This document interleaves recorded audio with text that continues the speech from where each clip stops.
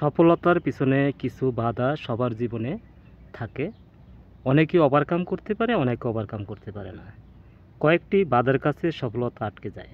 যেমন, আমি পারবো না, আমার দ্বারা হবে না, আমার দ্বারা কিছুই হবে না, আমি কেন করতে যাব, আমি কেন করব, আমি কেন তাকে বলতে যাব, করেই বা লাভ কী, করার আগেই লাভ খোঁজা, কাজ করতে গেলে যে মরে যাব, এত কষ্টের কাজ কেউ কি করে? ব্যর্থ হওয়ার প্রবণতা বেশি।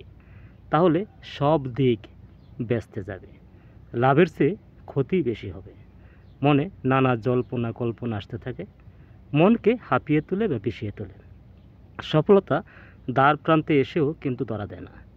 নানা বাধা যে মনকে ঘিরে রেখেছে, কিন্তু কি করা?